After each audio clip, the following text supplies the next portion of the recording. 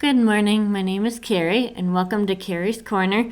Today, I'd like to talk about a very popular subject that seems to be going on today among everybody, and it's blaming God. You look through all the Bible, there's some people in here that do a really good job of blaming God. And I bet you if you talk to other people, you hear it a lot in culture. People blame God for their problems, for everything. So I want to look at the book of Job in particular, and this guy gets a lot of stuff happening to him. So the devil is kind of hanging around. He asked God. Satan answered the Lord and said, "From going to and fro the earth and walking back and forth on it." He's looking for somebody to cause problems with. Then the Lord said to Satan, "Have you considered my servant Job, that there is none like him on the earth, blameless and upright man, who fears God and shuns evil?" So right here you kind of wonder, why would God be setting Job up for this? And it goes on to say, so Satan answered the Lord and said, "Does Job fear God for nothing? Have you not made a hedge around him, around his household, and around all that he has on every side? You bless the work of his hands, and his possessions have increased in the land. But now stretch out your hand and touch all that he has, and he will surely curse you to your face." And the Lord said to Satan, "Behold, all that he has in your power, only do not lay a hand on his person."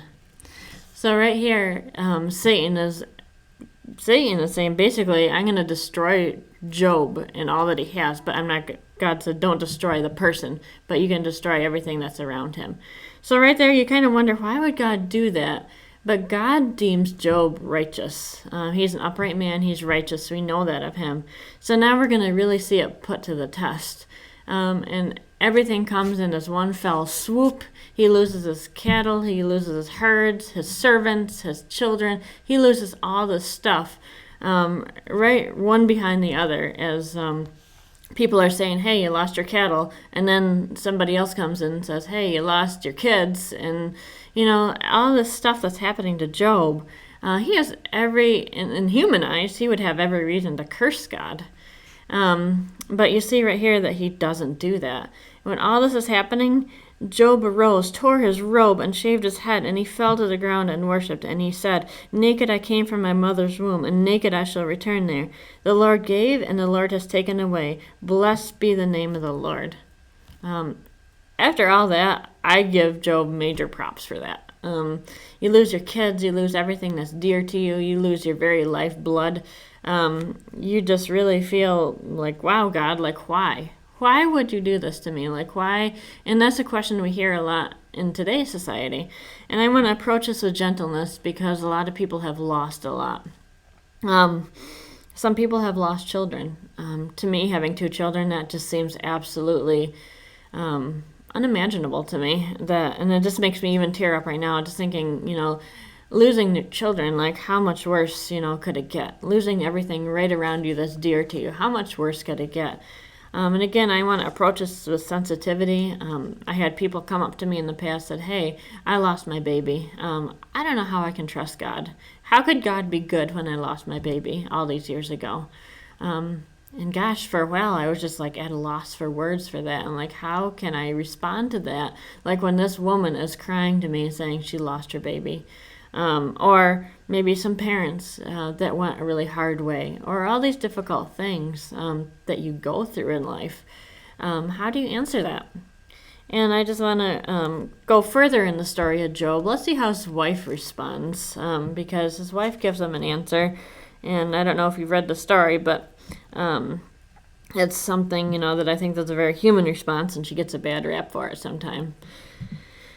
So Job's wife basically tells him, "Curse God and die."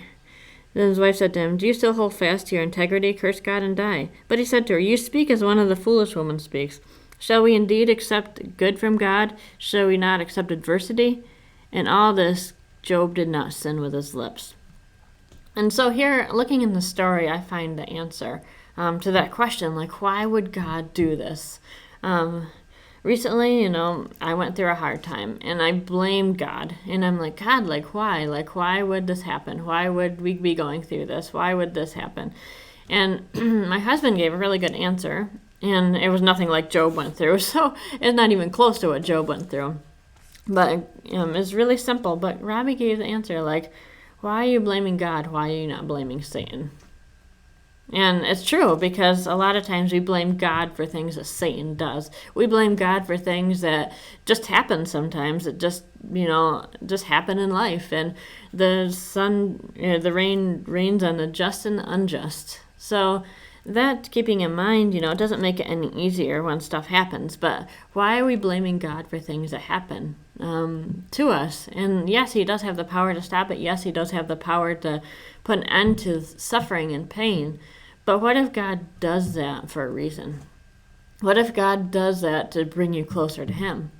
And in the moment you don't want to see it, you don't want to hear it. There's reasons why he does it, and I have no idea. He's God. I have no idea why he does some of the things he does. But I think putting blame in its proper place, putting blame in the proper place of, okay, we're wicked people. Sometimes we sin. Sometimes we mess up.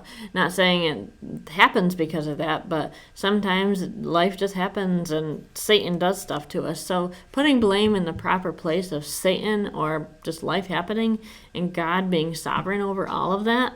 You see here, Job did not sin with his lips. He did not curse God and die. And that's something to look at, because a lot of times we do it. Even I've seen Christians do it, and I as myself have been tempted to do that, to curse God, not curse God and saying, oh, I'm done with you, but saying, like, God, like, why did you allow it? And I don't think God minds questions, but I think when we place the blame on God for something that he's using to draw us closer to him, or for something that, like he didn't even do, I think that's where we have to be really careful not to. I think God loves it when we crawl up in his lap and ask questions. Just last night, actually, it happens. I'm like, God, like, why? Because our 18-month-old little baby likes to get up in the middle of the night, crawl out of her crib. We've been going through a really challenging time with that. I'm pretty sleep deprived right now, so we get up a lot during the night and chase her. So it's been a really hard time for us trying to get that sleep and trying to get, refreshed. So again, like I said, nothing as bad as what Job's going through, but still is something that's a hard time. And I laid there at 3 o'clock last night and I said, God, like, I don't know why you're doing this, but I just want to crawl up in your lap and I need to get my strength from you. So it's just something, he said, hey, I'm your daddy, I'm here for you. And that's what I really needed to hear at that point. At 3 o'clock in the morning, I wasn't like, oh, why, God, like, why are you doing this? At 3 o'clock, I need my sleep. No, at that point, God taught me something. I want you to sit here and I want you to talk to me through this. And it's something, throughout a lot of things I think he's trying to teach me. I want you to sit here, crawl up in my lap. I'm your heavenly daddy. I love you. And I want you to work through this with me. And he said, I'm going to walk with you through this. God doesn't leave us in a trial and says, I'm going to leave you alone. He said, I'm going to walk with you through all your problems. So whether it's a hard time in parenting, whether you lose a baby or a parent or whatever hard things that can come your way, God's going to walk right there with you. And that's his promise for his children. When we go through hard stuff, God is right there with us. He doesn't leave us up a creek without a paddle. He says, I'm here for you. I love you. I'm not always going to change your situation, but I'm going to be here for you. So today I just want to leave you with that. If you've been through stuff, I really want to be sensitive to that and say, I'm sorry. Whatever you've been through, life is hard, and we know that.